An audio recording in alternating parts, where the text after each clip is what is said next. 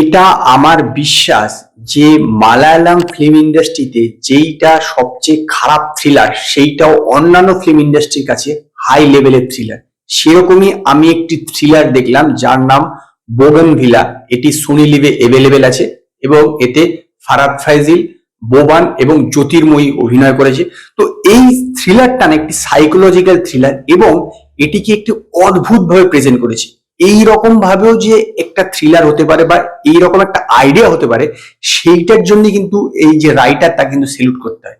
এর গল্পটা হচ্ছে বোমান এবং জ্যোতির্ময়ী দুইজনে হাজবেন্ড ওয়াইফ। তো প্রথমেই দেখানো হচ্ছে যে একটি অ্যাক্সিডেন্ট হচ্ছে এবং অ্যাক্সিডেন্টের পর 8 বছর পর দেখানো হচ্ছে, যখন বলা হচ্ছে যে এই অ্যাক্সিডেন্টের ফলে জ্যোতির্ময়ীর মাথায় একটা ইনজুরি হয়েছে এবং সে ভুলে যায়, অনেকটা হ্যালোসিনের মধ্যে থাকে, সে অনেক কিছু ভুলে যায়। তো একদিনকে সেই এরিয়াতে একটি প্রভাবশালী লোকের মেয়ে গায়েব হয় এবং সেই যখন গায়েব হয় তার যে সিসিটিভি ফুটেজ যখন পুলিশ চেক করে তখন দেখে যে এই জ্যোতির্ময়ীকে সেই এলাকায় দেখা গিয়েছে।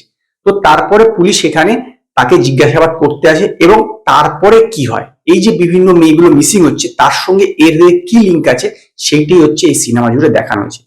প্রথমে আমি বললাম এটি সাইকোলজিক্যাল থ্রিলার। তো এখানে যেরকম ভাবে সাইকোলজিক্যাল থ্রিলার, যেভাবে সাইকোলজিক্যাল ক্রিয়েট করা হয়েছে যে একজন লোক ভুলে যাচ্ছে, সে কি করছে সেটাই তার মনে থাকছে না এবং এর পিছনে কি আছে, যেভাবে এই থ্রিলটাকে ক্রিয়েট করা হয়েছে, যেভাবে স্ক্রিন প্লেটাকে করা হয়েছে না, এক কথা অসাধারণ। এবং ক্যামেরার কাজও বলতে হবে, একটা থ্রিলারে না ক্যামেরার কাজটা অনেক সময় বেটার ভাবে ওয়ার্ক করে।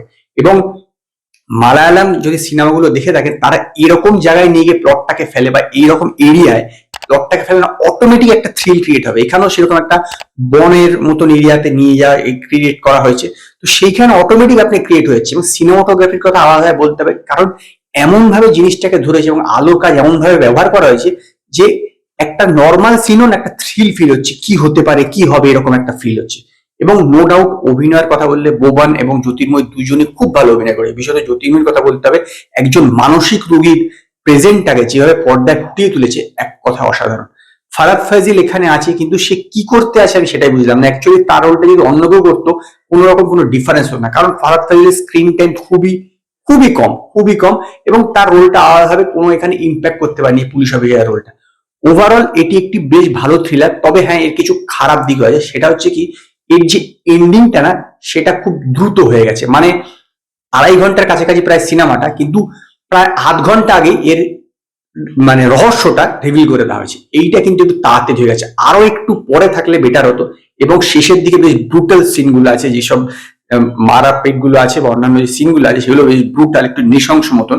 সেটা আমার মনে হয় সবাই পক্ষে দেখাটা ঠিক হবে না, কিন্তু ওভারঅল বেশ ওয়াচেবল থ্রিলার, নো ডাউট বেশ ওয়াচেবল থ্রিলার। যারা থ্রিলার দেখতে পছন্দ করে তাদের কাছে এই টপিকটা বেশ কিন্তু একটা নতুন জিনিস নিয়ে আসবে, অন্তত আমার বিশ্বাস। এবং সেই কারণে আমি বোগানভিলা সিনেমাটাকে 5-এর মধ্যে 3টে স্টার দেবো। যদি আপনারা এই বোগানভিলা সিনেমাটা দেখে থাকেন তো আপনারা আমায় কমেন্টে জানাবেন আপনাদের এই সিনেমাটা কিরকম লেগেছে। যদি আপনাদের এই ভিডিওটি পছন্দ হয় ভিডিওটিকে লাইক করুন, কমেন্ট করুন, শেয়ার করুন, আর নতুন আপডেটের জন্য আমার চ্যানেলকে সাবস্ক্রাইব করুন।